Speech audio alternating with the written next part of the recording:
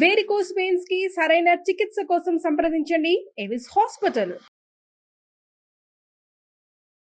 నమస్తే రమగారు. నమస్తే జీ. రమగారు, మనము దేవాలయాల యొక్క విశిష్టత మాట్లాడుకుంటూ ఉంటాం కదండి. ఏదైనా శివాలయం, పురాతన శివాలయం, మీకు నాకు కూడా చాలా ఇష్టం పురాతన శివాలయాలు కదండి. అలాంటిది ఏదైనా మీ దృష్టిలో ఉంటే చెప్తారా ఒకటి? మొన్న నేను వెళ్ళి చూసొచ్చింది, మళ్ళీ చెప్దాం అనుకున్నాను దాన్ని. తప్పకుండా. మంగళనాథ్ మందిర్. మంగళనాథ్ మందిర్. ఈ మంగళనాథుడు అనగానే ఒక ప్రత్యేకంగా వినపడుతుంది. ఉజ్జయిన్లో ఉంది ఇది. మధ్యప్రదేశ్ దేవభూమిగా చెప్పబడే ఉజ్జయిని నగరంలోనే ఈ మంగళనాథ్ మందిర్ ఉంది. ఇది చాలా ప్రత్యేకమైంది.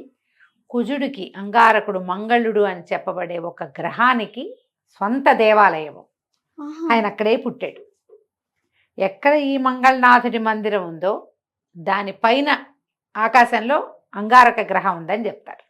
ఆయన అక్కడే పుట్టాడు. ఓకే. మనం ప్రత్యేకంగా చెప్పుకోవాలి కదా అట్లాంటివి. ఇప్పుడు శనీశ్వర దేవాలయాలు అక్కడక్కడ ఉన్నాయి. ఆయన అక్కడే పుట్టినట్టు లేడు. అవును. ఈయన ధరణీ గర్భ సంభూతుడు. భూమి మీద పుట్టాడు అంగారకుడు. మార్స్ మనం చెప్పుకుంటాం కదా, అంతే. అరుణ గ్రహం. ఈయన ఎర్రటివాడు, ఎర్రగా ఉంటాడు. పరమేశ్వరుని యొక్క చెమట బిందువు నుంచి పుట్టాడు. అంధకాసురుడు అనే ఒక రాక్షసుడితోటి యుద్ధం చేస్తుంటే ఆ రాక్షసుడి కట దెబ్బలు తగిలితే రక్త బిందువులు ఎన్ని కింద పడితే వాటన్నిటి నుంచి మళ్ళీ పుడతారట రాక్షసులు. అలాంటి వాడితో యుద్ధం చేస్తూ పరమేశ్వరుడు వేడెక్కిపోయి చెమటలు గారుతుంటే ఆయన చెమట బిందువు భూమి మీద పడి ఆ వేడికి భూమి బద్దలైందట. పరమేశ్వరుడి చెమట అంటే అది మామూలా కదా. పగిలేసరికి ఆ పగిలిన దాంట్లోంచి ఒక శిశువుగా జన్మించాడు. ఆ చెమట బిందువు ఆ భూగర్భంలో పడి శిశువుగా పరిణమించింది. ఇలాగే పరమేశ్వరుడి నుంచి భూమి మీద పడి రకరకాలుగా అన్ని చోట్లకి మారి పుట్టినవాడు స్కందుడు. అట్లాగే ఈయన కూడా పరమేశ్వరుని యొక్క శరీరం నుంచి పుట్టినవాడే ఈ కుజుడు. శ్వేత బిందువు నుంచి శ్వేత బిందువు నుంచే పుట్టాడు. అయితే ఎప్పుడైతే ఈ అంగారకుడు ఈ అంధకాసురుణ్ణి దెబ్బలు తగులుతుంటే ఆ నెత్తుటిని ఈ శిశువు పీల్చేశాడని, అందుకని అతను ఎర్రటి వాడయ్యాడని కూడా ఒక కథనని చెప్తారు. ఎర్రగా ఉన్నాడు అని. తర్వాత భూదేవి అతన్ని పెంచి అతన్ని పెద్దవాడయ్యాక పరమేశ్వరుడికి అప్పచెప్పిందట. అతను తపస్సు చేయించి అతనికి గ్రహాలలో ఒక అవకాశాన్ని ఇచ్చారు. మంగళుడు అని చెప్తారు. కుజుడు, మనం కుజ దోషం ఉందని చెప్తాం. అవును. మన హిందీ వాళ్ళంతా, ఈ నార్త్ ఇండియన్స్ అంతా మాంగళిక్ అంటారు. కుజదోషం ఉన్న వాళ్ళు ప్రత్యేకంగా మాంగళిక్ని పెళ్లి చేసుకోరు. మంగళవారం పుట్టినా మాంగళిక్కే. జాతకంలో కుజదోషం ఉన్నా సరే పెళ్ళిళ్ళు కావు, లేట్ అవుతాయి. అలాంటివేవో ఉంటాయి. ఓకే. అయితే దీనికి సంబంధించిన దోషాలన్నిటికీ ఒకే ఒక పరిహారం ఈ మంగళనాథ దర్శనం. అది ఆ దేవాలయం కూడా ఎర్రటి రాయితో కట్టబడింది జయ. మేము సాందీపని ఆశ్రమం నుంచి వెళ్ళాం. ఒకవేళ మీరు ఉజ్జయిని వెళ్ళడం సందర్భం కుదిరితే మంగళనాథ మందిర్ చూడకుండా రావద్దు. మనం అయ్యవారిని చూస్తాం, అమ్మవారిని చూస్తాం, హరసిద్ధి మాతను చూస్తాం, అక్కడ బడా గణేష్ అని అవన్నీ టెంపుల్స్ ఉన్నాయి. సాందీపని చూస్తాం, ఇంకా మన పేరు కాలభైరవుడిని చూస్తాం, వీళ్ళందరితో పాటు గడకాళిని చూస్తాం.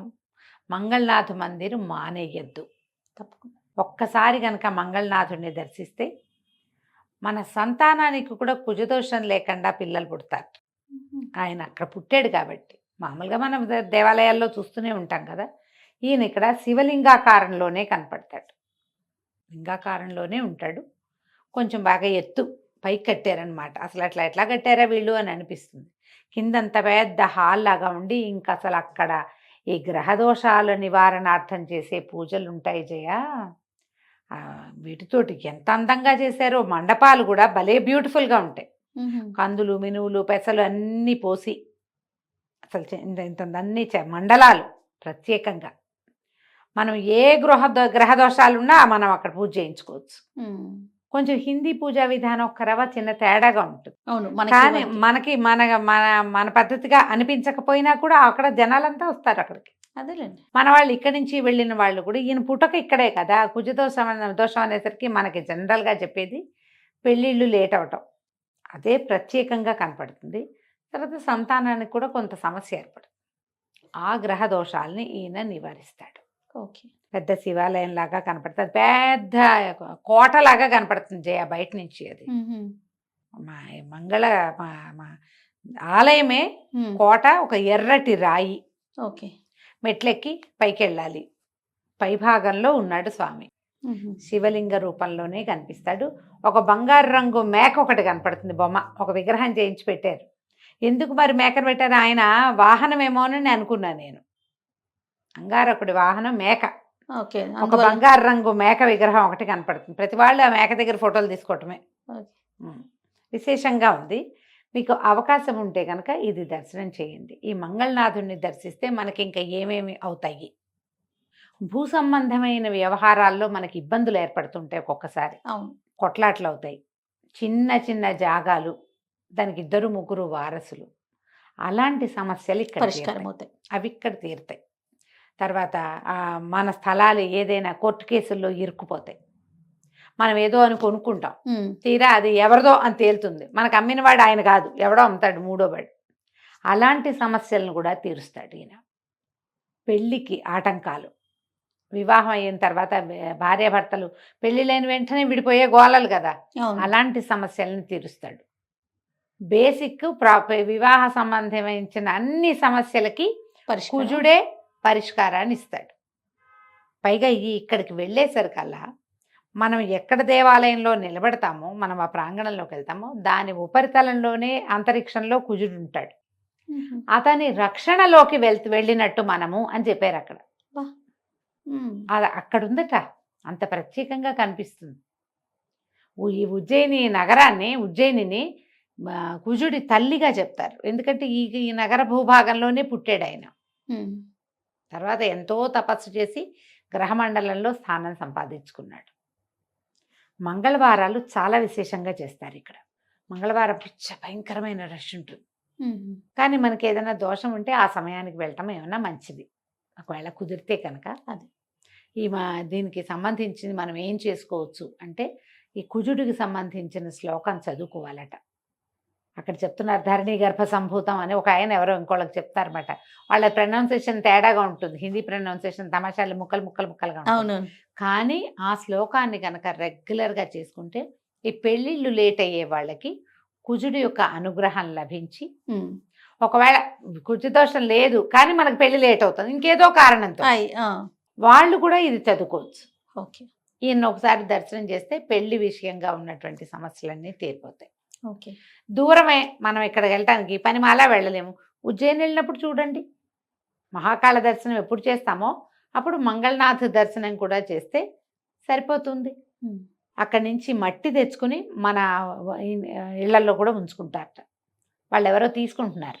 మేము వెళ్ళినప్పుడు ఉహు, ఏం చేస్తారు ఏమిటని అడిగితే ఆటో ఆయన చెప్పాడు, ఈ ఇళ్ళ ప్రాబ్లమ్స్ వస్తాయి కొంతమందికి, ఓకే.